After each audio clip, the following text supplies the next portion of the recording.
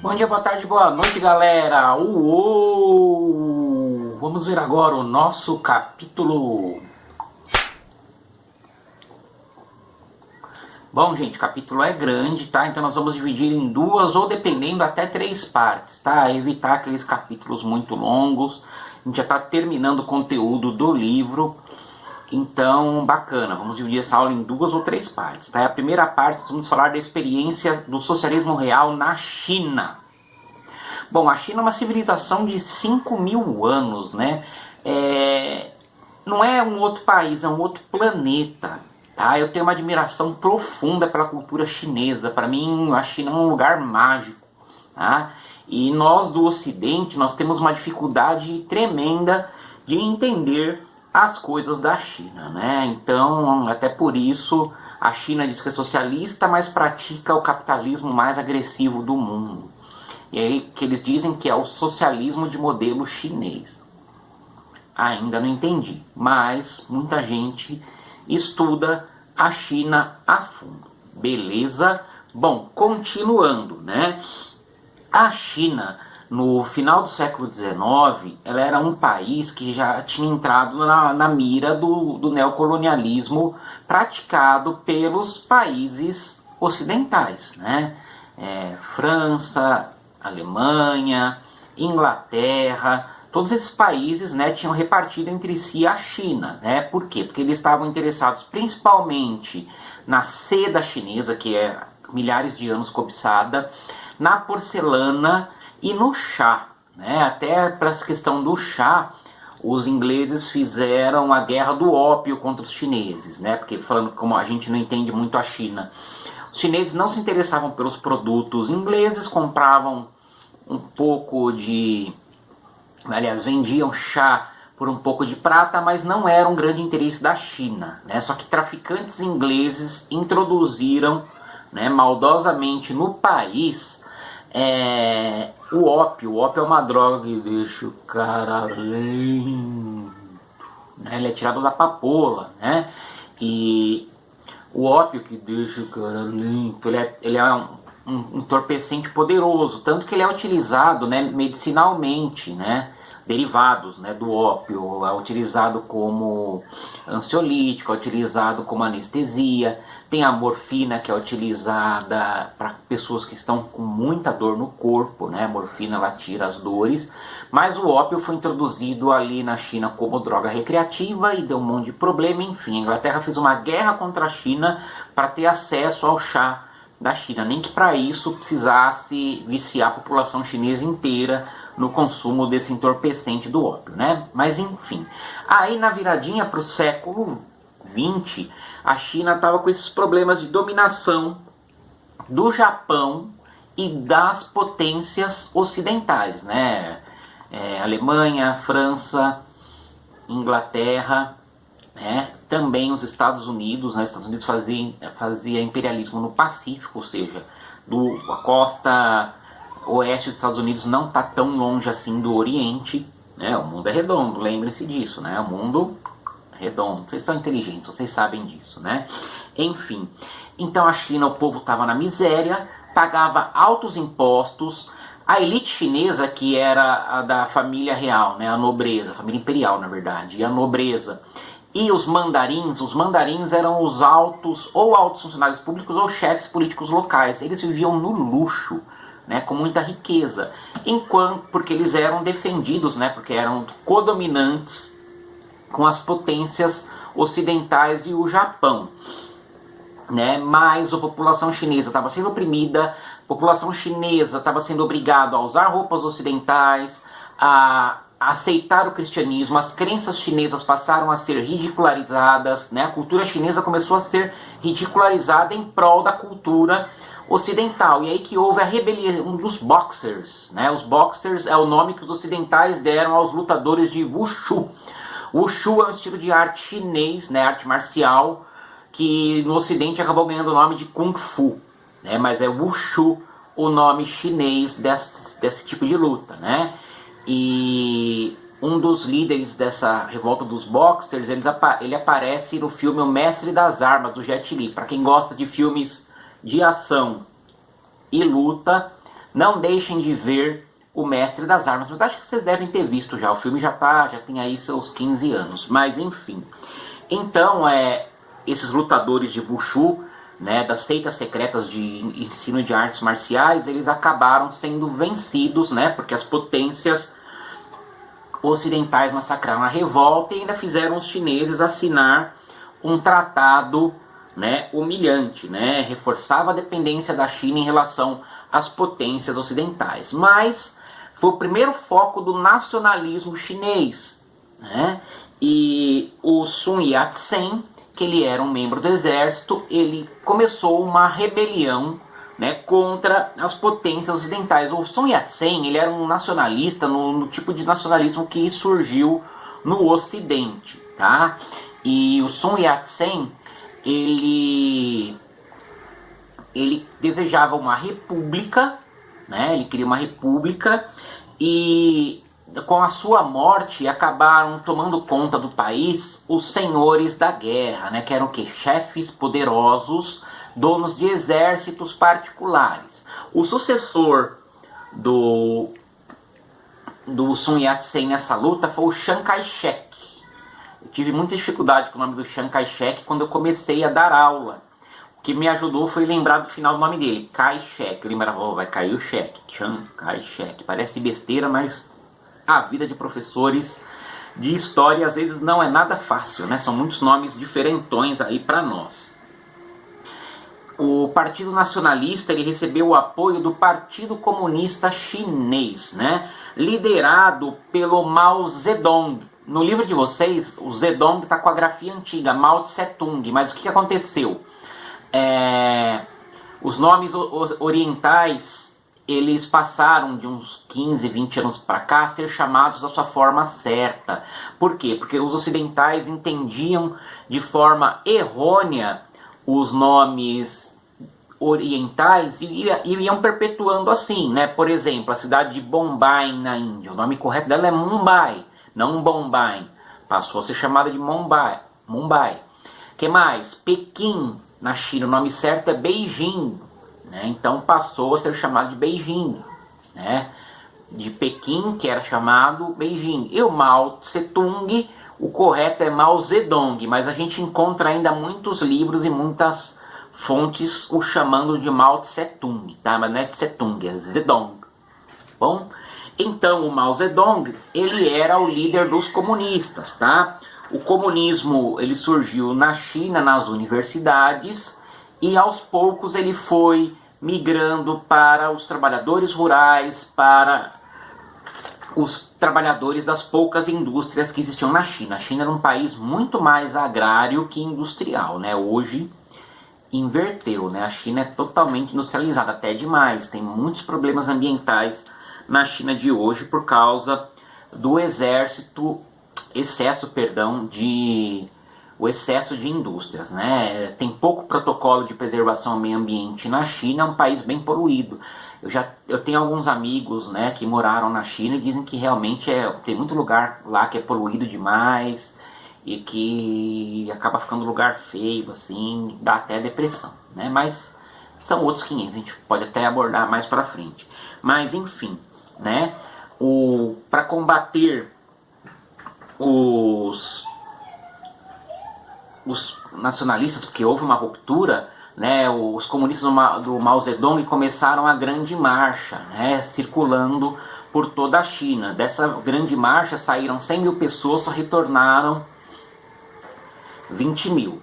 Né? Bom, durante a Segunda Guerra Mundial, os nacionalistas, os chineses comunistas pararam com seus problemas, pararam com as suas diferenças para se unir contra o Japão. Por quê? O Japão era aliado dos nazistas e dos fascistas. Então o Japão praticava uma política imperialista na Ásia. O Japão invadiu a China, usou trabalhadores chineses de escravos. Que mais? Estupravam as mulheres chinesas, né? Os japoneses fizeram coisas horríveis na China. Até porque, se eles estavam aliados dos nazistas, né?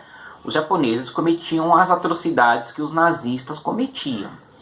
E os chineses foram colocados também em campos de concentração, né, como aconteceu com os judeus. Foi horrível, tanto que existem muitos monumentos na China contando esse período, na China atual, e uma amiga minha que morou na China, ela conta que muitos chineses chamam os japoneses de demônios.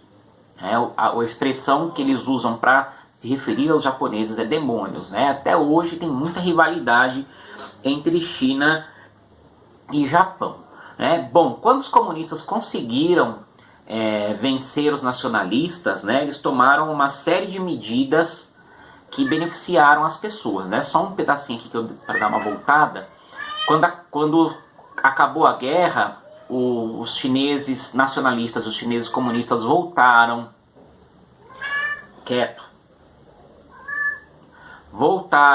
aos seus conflitos, e os nacionalistas foram para a ilha de Formosa e fundaram a República Chinesa, que é uma república capitalista. Né? A China nacionalista se reduziu a essa ilha de Formosa, que é chamada de Taiwan. É só uma curiosidade.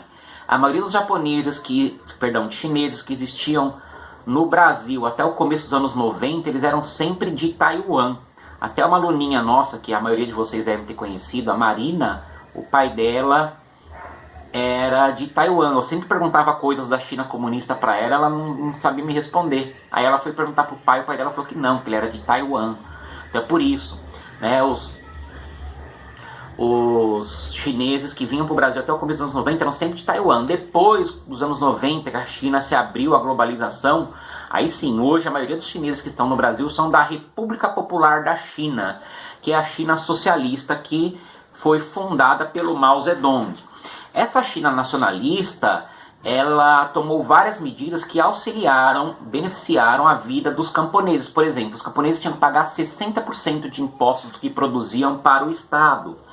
Com a República Popular da China, né, do Mao Zedong, passaram a pagar só 17%. Né?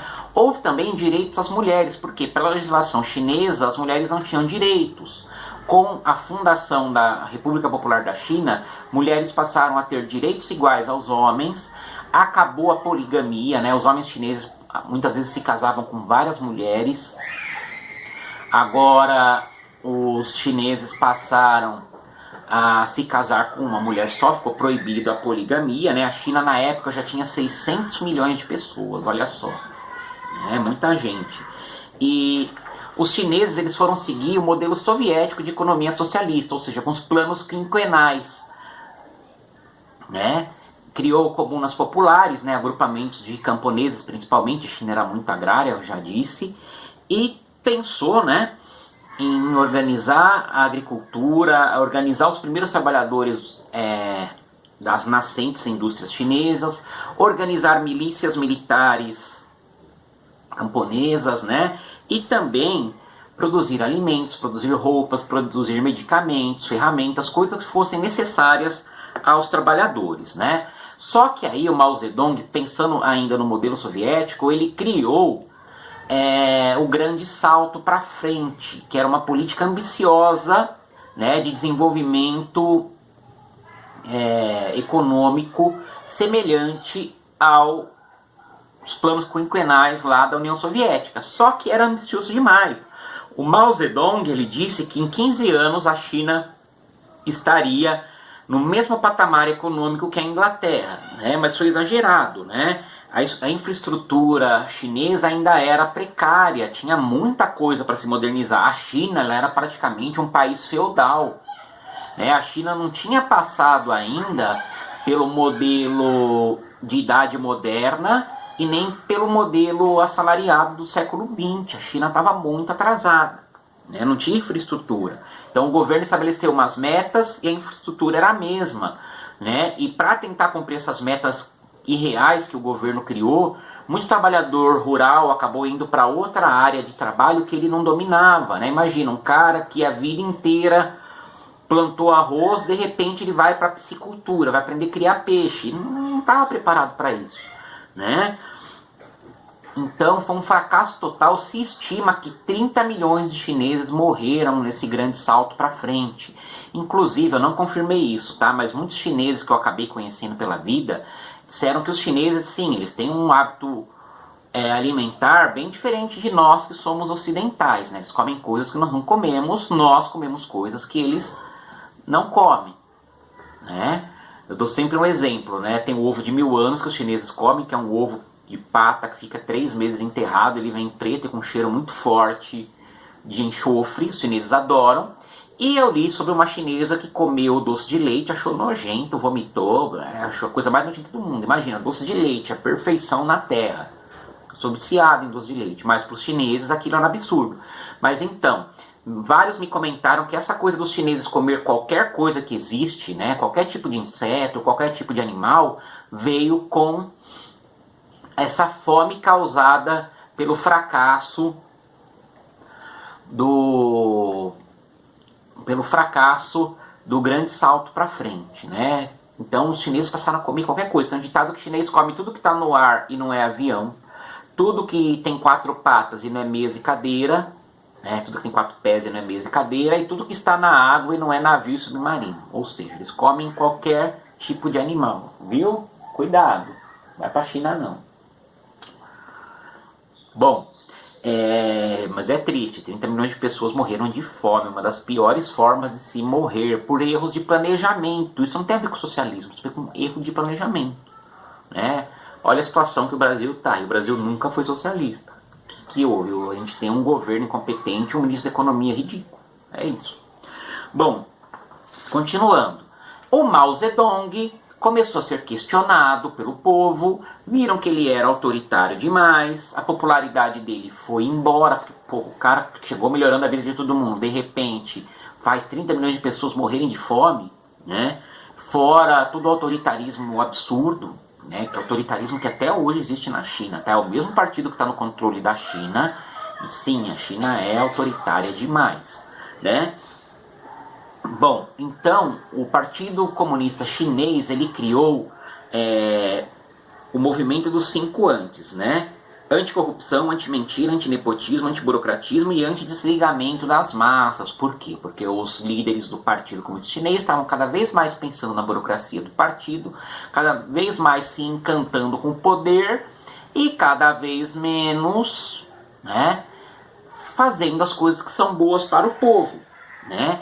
E aí o Mao Zedong contra-atacou com a Revolução Cultural, né, um movimento favorável ao igualitarismo, né, de fortalecimento do comunismo chinês, de reação contra qualquer coisa que viesse do Ocidente, né? Então, nessa Revolução Cultural, os chineses passaram a gostar só de coisas chinesas, se vestir só à maneira chinesa. Que mais? Os estudantes saíram das universidades e foram trabalhar no campo para entender a realidade do povo. Foi criada a Guarda Vermelha, né, um exército de jovens que partiam pela China pregando a igualdade, né?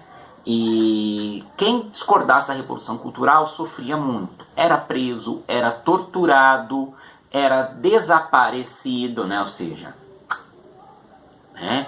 Se criou também campos de concentração para inimigos do regime chinês, né? Uma coisa bem desagradável. E também a Guarda Vermelha começou todo dia a ler o livro vermelho do Mao Zedong, né? Era uma doutrinação, isso sim é doutrinação. Todo dia de manhã a China inteira pegava o livro vermelho do Mao Zedong e tinha que ler, o país inteiro, né? Centenas de milhões de pessoas tinham que ler esse livro o dia inteiro, né? Então, esse foi o estabelecimento do